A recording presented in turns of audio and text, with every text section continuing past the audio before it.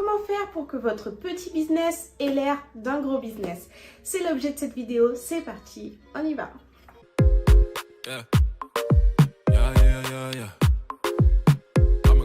Salut, c'est Mbouille, on se retrouve pour une nouvelle vidéo. Si c'est la première fois que tu viens sur ma chaîne, je fais des vidéos pour toutes les personnes qui veulent se développer ou développer leur activité. Si ce type de vidéo t'intéresse, t'hésites pas, tu t'abonnes à ma chaîne et t'actives la cloche des notifications. Comme ça, dès que je sors une nouvelle vidéo business, tu es informé en premier.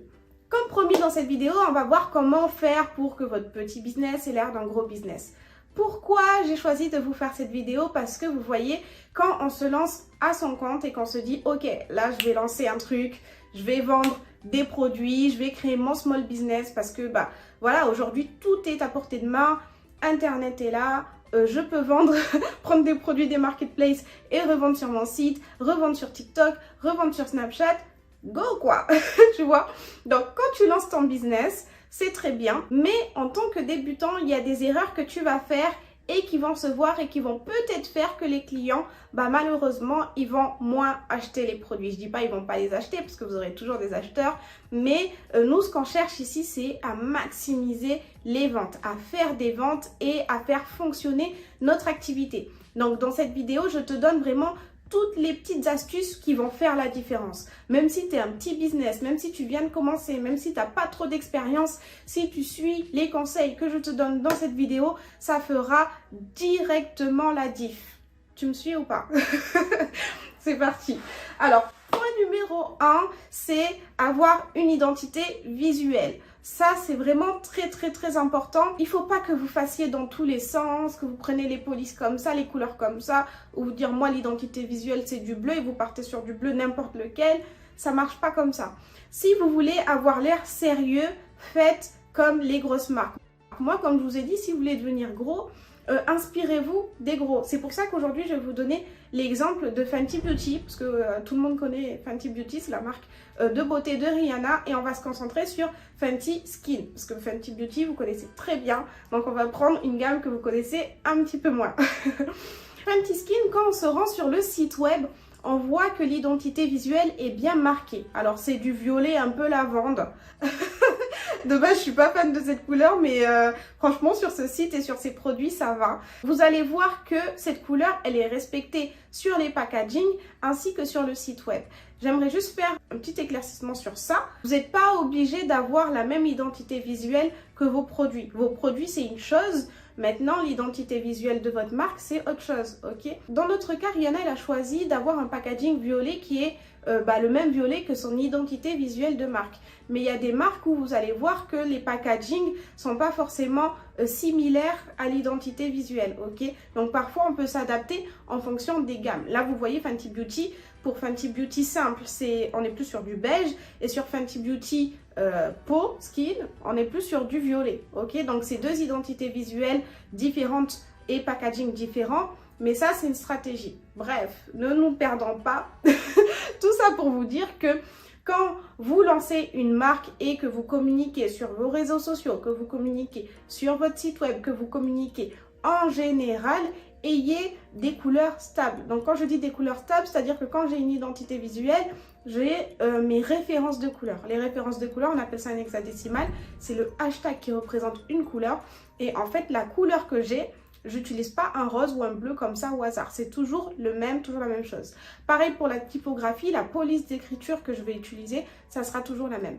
Donc ça, l'univers, tout ça de la marque, il faut vraiment que vous preniez ça très au sérieux et que vous blaguez pas avec ça sur votre marque, que les gens quand ils arrivent sur votre site ou quand ils arrivent sur un environnement lié à votre marque, à chaque fois, il faut que votre identité visuelle soit stable. Même si vous connaissez déjà ce conseil que je viens de vous donner, parce que c'est un conseil que je donne très souvent, si vous l'avez déjà entendu, essayez de vous demander dans votre cas comment vous pouvez faire pour encore mieux l'appliquer, parce qu'on n'est jamais à 100% de ses capacités de travail. Donc c'est vrai que quelquefois, même si on sait, etc., les conseils, machin, demandez-vous, ok, comment je vais pouvoir l'appliquer, et essayez de regarder vraiment de près ces exemples de marques que je vous donne pour essayer d'être encore meilleur sur ça, d'accord? Ça, c'est juste le premier conseil. Attendez. Donc, le deuxième conseil que je peux vous donner, c'est de soigner chaque canal de vente.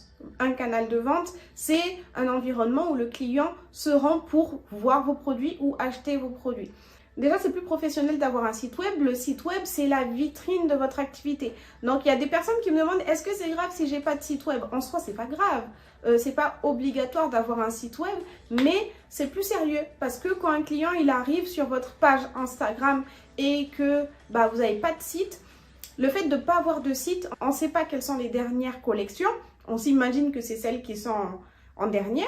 On ne sait pas quels sont les produits les plus tendance en ce moment, les produits que le consommateur il aime le mieux. On ne sait pas trop s'il y a des promos. Si la promo qui est affichée en story à la une, elle est toujours dispo ou pas. Si vous voulez, Instagram, ok, c'est aussi la visibilité de votre business, mais ça doit être plus actuel.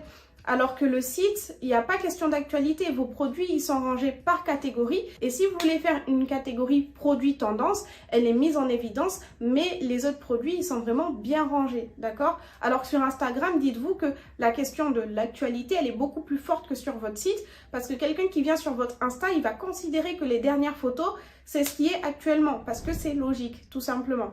Donc, si vous voulez faire la promotion d'une ancienne offre, ou si vous voulez à chaque fois, parce que vous allez publier une fois tous vos produits et services, mais en fait, ça veut dire qu'il faudra faire un roulement, tout le temps, republier les produits, services, machin. Alors que sur votre site, ils sont répertoriés, ils sont là.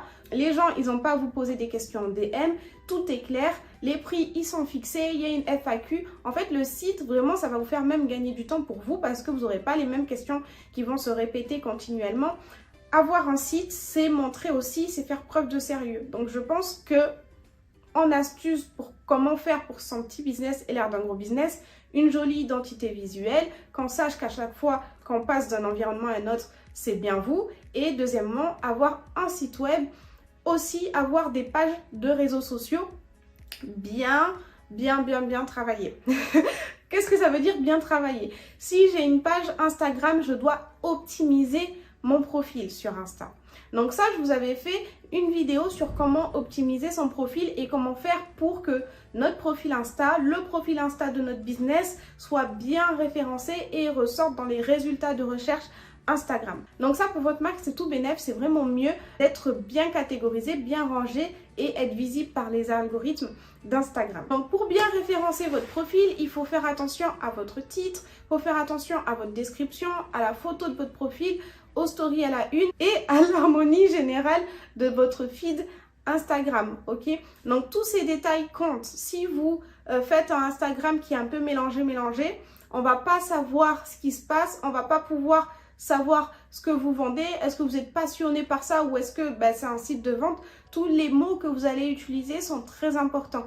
Ok, donc c'est pour ça que je vous parle de référencement de votre profil, de bon référencement de votre site web, avec une identité visuelle cohérente. Quand on est débutant, c'est des détails auxquels on ne fait pas attention. On va se lancer sur Insta, on va publier des photos comme ça, libres de droit, mélangées à des photos qu'on a prises, mais ça va pas en fait, ok? Donc il faut faire bien attention à tous ces détails que je vous donne et bien attention aux exemples en illustration aussi. Instagram, comme vous savez, quand vous faites des réels, vous pouvez choisir de modifier la couverture. Donc vous tapez sur les 3 petits points en haut à droite de votre réel. Ensuite, vous mettez modifier le réel et vous allez voir couverture. Quand vous cliquez sur couverture, vous pouvez justement ajouter une couverture que vous souhaitez pour chaque réel. Donc si votre réel, il vient faire en sorte de gâcher l'harmonie de votre feed Instagram, n'hésitez pas à recouvrir d'une couverture pour pouvoir le faire plus glisser avec le reste. Donc c'est très important ça. Un beau feed Instagram, un bon site web, une identité visuelle bien marquée, ok? Un univers, un storytelling, tout ça c'est super important. L'univers de votre marque, quand les gens ils arrivent, ils doivent comprendre qui vous êtes, ce que vous faites, quels sont vos produits, vos services, à quel prix. Tout ça, ça doit être vraiment mis en évidence et bien travaillé, ok? Alors, troisième point, c'est avoir des supports d'aide à la vente adaptés. Alors, c'est quoi que j'appelle des supports d'aide à la vente?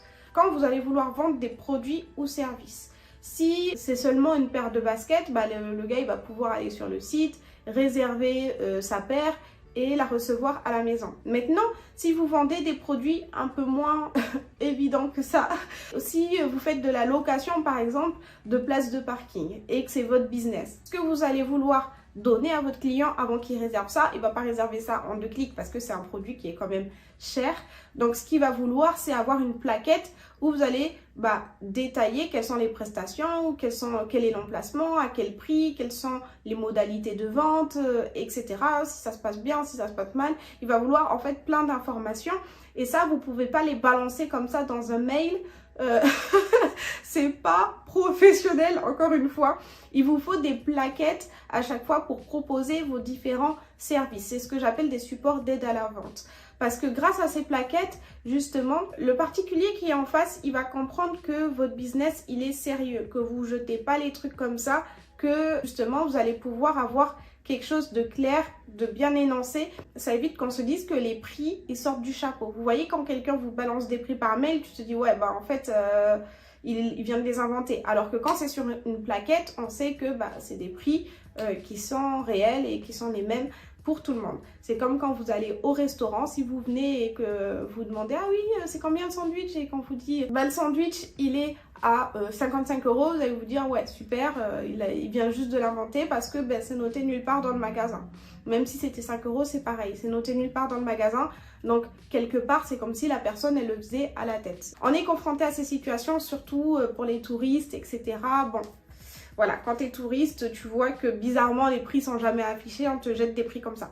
Donc, avoir des supports d'aide à la vente, ça montre votre sérieux, ça va montrer à votre client que vous avez des prix définis, que vous êtes prêt à encaisser les questions et que, en fait, vous êtes prêt à manager un projet du début à la fin. Parce que vendre ce type de bien, c'est aussi prouver une certaine expertise et prouver que, voilà, c'est mon terrain, je suis là depuis longtemps, tout est prêt, tout est préparé et c'est mettre un petit peu le client dans une situation confortable, tout simplement. Donc, n'hésitez pas à avoir vos supports d'aide à la vente, surtout pour ceux qui vendent des services. Quand on vend des produits, les produits c'est très bien, mais on peut les acheter sur un site web. Les services, même si on peut les faire réserver sur un site, c'est plus compliqué à faire réserver à quelqu'un un service parce que la personne, elle doit être vraiment convaincue de l'efficacité du service, de votre expertise ou de la fiabilité des services que vous proposez. C'est pour ça, n'hésitez pas à créer justement ces supports sur Canva, tout simplement. Alors, 5e point, ça serait faites attention à si vous vous montrez comme image de votre entreprise. Il y a des gens, quand ils vont vendre des produits, ils n'ont pas besoin de se montrer. Ils vont juste montrer des choses liées à l'entreprise, mais sans se montrer personnellement. Maintenant, si vous vous montrez vous personnellement, faites attention à votre apparence, à comment vous parlez et à comment vous allez entretenir votre réseau parce que vous êtes l'image, on va dire, de votre société. Donc, si vous n'êtes pas sérieux ou si vous paraissez pas sérieux, les gens, ils auront plus de mal en fait à vous faire réserver un service parce qu'ils vont manquer de confiance en vous, en votre activité, etc. Donc, faites attention. Si vous ne vous montrez pas et que vous montrez que vos produits ou services, très bien, faites en sorte d'être cohérent dans ce que vous dites, dans votre image, dans ce que vous mettez en place. Maintenant, si vous souhaitez vous montrer vous aussi comme CEO, comme on voit beaucoup dans plusieurs descriptions, faites attention à comment vous vous présentez parce que, comme on dit, faire bonne impression, c'est important et c'est important pour vendre. Si vous voulez être un bon vendeur, vendre des produits, etc., faites attention. On ne dit pas qu'il faut s'habiller tous les jours comme un ministre ou un président, mais on dit qu'il faut au moins être un minimum soigné pour montrer que, en fait, ça va juste refléter le sérieux qu'on met aussi dans son business. Conseil suivant, il va falloir aussi être constant, ok? Donc, la régularité, ça fait tout. Je sais que quand on a un small business, c'est difficile d'être constant parce que, y a les aléas de la vie, parce que parfois on n'a plus de budget, parce que si, parce que ça. Il y a toujours une raison qui va faire que, quelque part, on va plus pouvoir être constant. Ça, c'est pas possible parce que imaginez-vous si vous vendez des produits et comme ça, au bout de 6 mois, vous disparaissez, on vous voit plus X temps, ensuite vous revenez, en fait, ma marque, machin, et vous repartez, vous revenez. C'est pas sérieux, c'est pas comme ça qu'on fait pour développer quelque chose. Quand on veut développer quelque chose, on est présent et on est constant, sinon on développe rien. Ça marche pas très vite en tout cas. Je vous le dis parce que même moi au début YouTube c'était pas une activité principale non plus. Je le faisais, c'était bien et tout, mais c'était pas mon activité principale. Donc quand j'avais autre chose à faire, je faisais autre chose. Si je faisais pas de vidéo pendant 6 mois, pas grave. Mais il faut vous dire que ça se ressent vraiment beaucoup quand vous n'êtes pas là, quand vous faites quelque chose et que vous ne le terminez pas, que vous laissez comme ça, etc. Ça se ressent, même si les gens ne vont pas vous harceler, tout ça, hein, ils ne vous diront rien. Mais pour vous-même, si vous prenez votre activité au sérieux, faites en sorte d'être présent et d'être constant. Franchement, ça c'est la clé du succès dans n'importe quelle activité. Soyez présent et soyez constant. Et bien voilà tout, c'est la fin de cette vidéo. J'espère que les conseils, ça vous aura aidé à faire de votre petit business un gros business. Si vous n'êtes pas encore abonné à ma chaîne, abonnez-vous à ma chaîne et activez la cloche. Comme ça, prochaine vidéo, vous êtes informé directement en premier. Je vous mets mon Instagram ici et on se retrouve la prochaine fois pour une nouvelle vidéo.